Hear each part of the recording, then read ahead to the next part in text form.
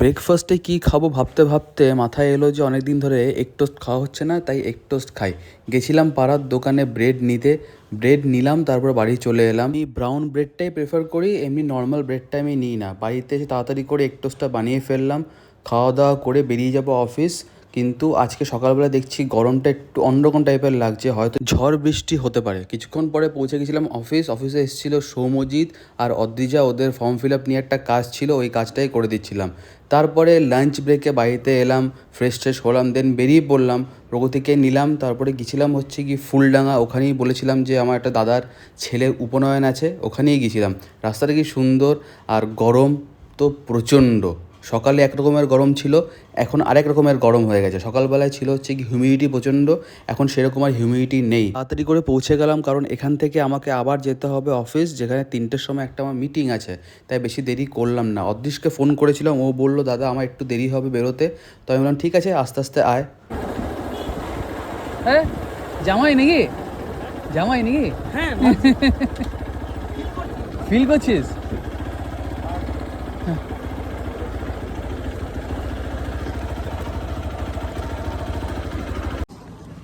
বাবুল কোথায়?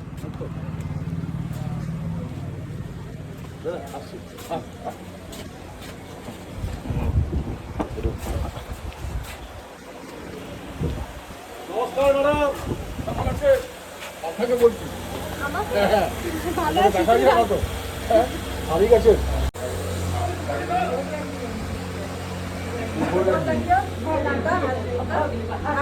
না এখন প্রণাম করতে নেই কাউকে। ঠিক আছে, এখানে গেছি। কত বড় হয়ে গেছে অনেক বড়। বাপরে।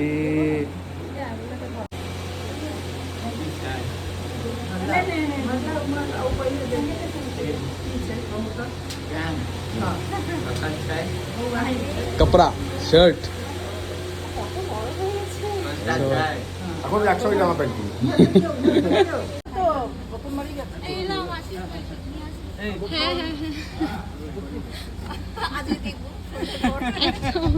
হ্যাঁ ঠিক আছে।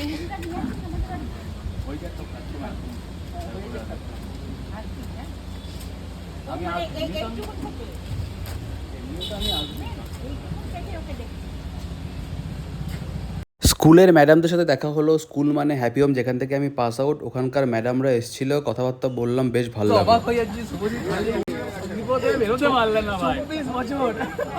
হ্যাঁ আমি ওকে সেই 8 বছর আগে যেরকম দেখেছিলাম এখনো একই আছে। শুভজিৎ তো 24 বছর বিশ্বভারতীতে মানে অর্ধেক ফ্যাকাল্টি নেই। এবার তুই ফ্যাকাল্টি হয়ে বেরোবি এখানে। আমার কিশোরটা বলছে আর কত বছর এবারে জয়েন করো। তুমি সঙ্গীত ভবনে অ্যাডমিশন নিয়েছিলে না? সঙ্গীত ভবনে অ্যাডমিশন নিয়েছিলে না? না ওটা সার্টিফিকেট পাস হলো তাই পড়লি হলো পড়ে এবারে আচ্ছা আচ্ছা ফ্রেম ঠিক আছে। স্কুলে বলে যে ফ্রেম ঠিক আছে, ব্যাস কোনো চাপ নেই। কি বলছি স্কুলে আমি এটা ফেমাস নয়, এটা ভালোবাসা, সবাই ভালোবাসে। ছেলেটা আমি ভালো তো, খারাপ নই, জানো তো। তুই আসিস কেন অসভ্য? হ্যাঁ ঠিক আছে, ভয়টা শুনলাম না, ভয় থেকে অন্য কিছু শুনলাম, বুঝতে পারছি। খেতে বসে পড়লাম, কিন্তু এখনও অদৃশ এসে পৌঁছায়নি। আমি জাস্ট খেতে বসেছি, দেখছি হ্যাঁ দূর থেকে অদৃশ আর শিল্পী আসছে। আর এটা হচ্ছে কি ডেকোরেশনটা খুব সুন্দর লাগছে। গরমেও কিন্তু অনেকজন এসছে, অনেক বিশ্বভারতীর এমপ্লয়িরা ছিলেন, স্যার ম্যাডামরা ছিলেন, আমরা সবাই ছিলাম একসাথে একই জায়গাতে। কতক্ষণ ওয়েট করলাম তোমাদের জন্য আমরা। এই জায়গা আছে তো? বসো না, আমার 3টে থেকে মিটিং আছে।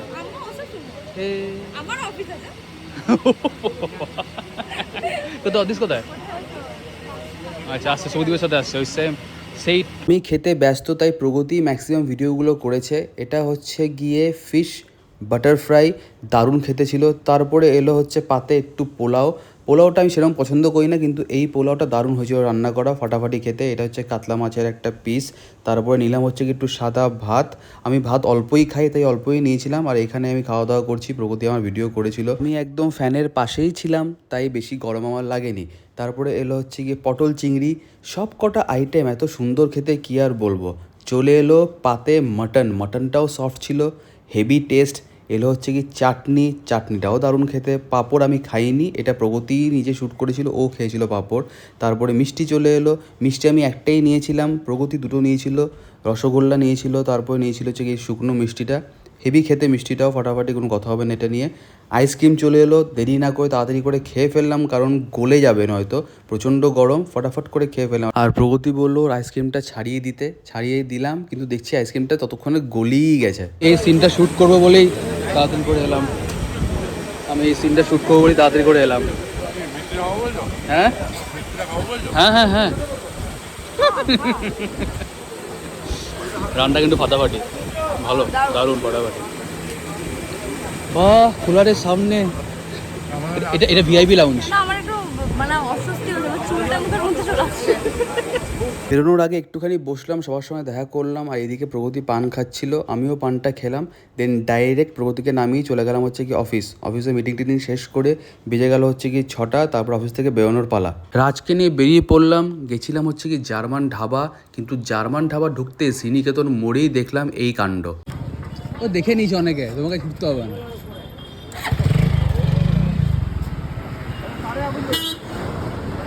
তাই তুমি বললে বলে জানতে পারলাম ভাই।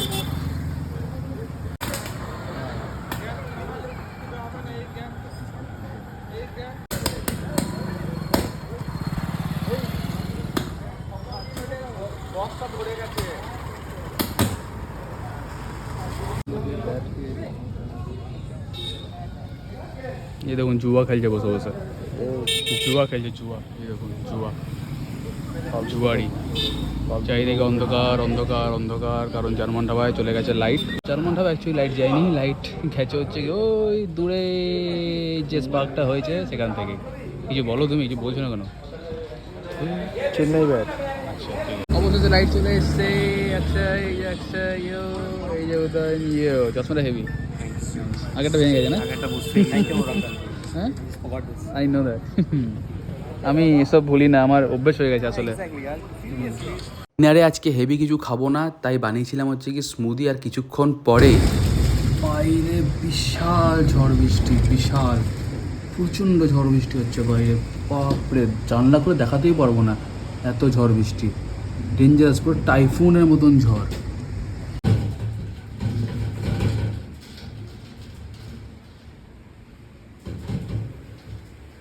The next morning.